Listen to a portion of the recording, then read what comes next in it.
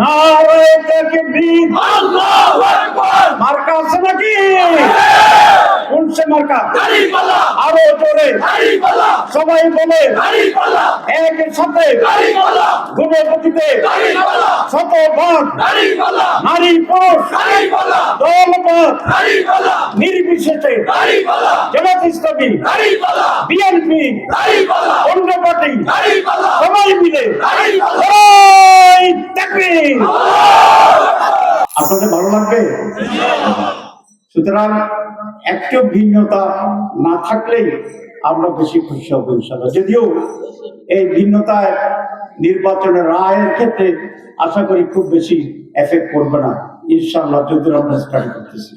তো আমার বক্তব্য এতটুকুই, এবং আরেকটু অনুরোধ করতে চাই, যদি আপনাদের সময় থাকে তাহলে শুধু গুণগতিতে সীমাবদ্ধ না থেকে আপনারা মাঝে মধ্যে অন্যান্য ইউনিয়নগুলোতে গিয়েও যদি একটু ওয়ার্ক করেন বা একটা রিপোর্ট নেন, তাহলে মানুষ আরো বেশি উৎসাহিত হবে।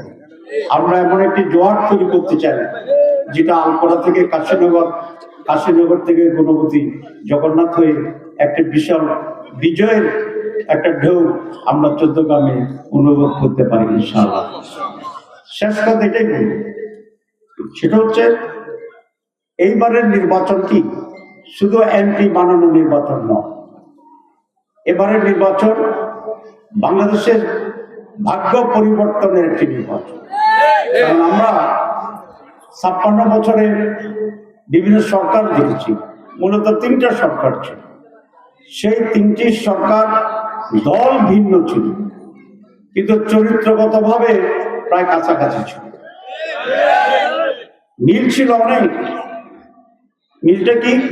দুর্নীতির ক্ষেত্রে সকলেই দুর্নীতি করছে, এখানে সব দলের মিল আছে, ঠিক আছে কিনা?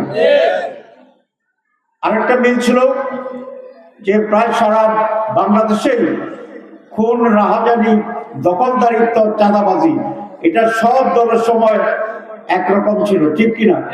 এখানে মিল আছে।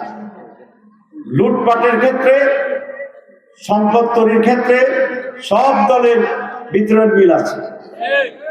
দলের নাম ভিন্ন ভিন্ন, কাজে অনেকটা মিল।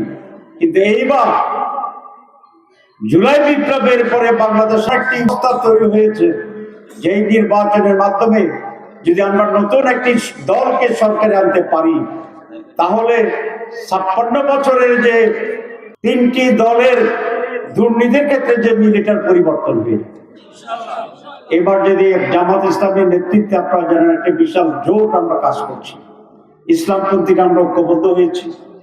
আমরা স্বাধীনতার ৭১ সালের বীর বিক্রম মলি আহমদ সাহেব আমাদের সাথে আছে, জুলাই বিপ্লবের যে চেতনা সেটা এনসিপি আমাদের সাথে আছে। এই জোট যদি নির্বাচিত হয়, তাহলে অতীতের সরকারগুলোর সাথে প্রথম যে গরমিল হবে, অমিল হবে, সেটা হচ্ছে আমরা দুর্নীতি বন্ধ করে দেবো। আপনারা দুর্নীতি চান? বাংলাদেশের দুর্নীতিতে 3 বার আমরা ফার্স্ট হয়েছি। কি আলহামদুলিল্লাহ বলবেন? কি ইন্নালিল্লাহ, নাউজুবিল্লাহ, নাউজুবিল্লাহ। তাহলে 3 বার চ্যাম্পিয়ন। আরেকবার যদি তাদেরকে দিতে পারেন, তাহলে ইনশাআল্লাহ ৪র্থ বার দুর্নীতিতে চ্যাম্পিয়ন হওয়া যাবে। আর যদি জামাত ইসলামের নেতৃত্বে জোট হয়, তাহলে দুর্নীতি খতম হয়ে যাবে ইনশাআল্লাহ। কোনো সাদাবাজি চলবে না, দখল চলবে না। আমার দলের লোকেরা যদি অন্যায় করে, আমি তার শাস্তি দেব। দলীয় পরিচয় অন্যায় করে কোনো প্রশ্রয় আমাদের কাছে পাবে না। ভারতের কাছে আমরা মাথা নত করবো না।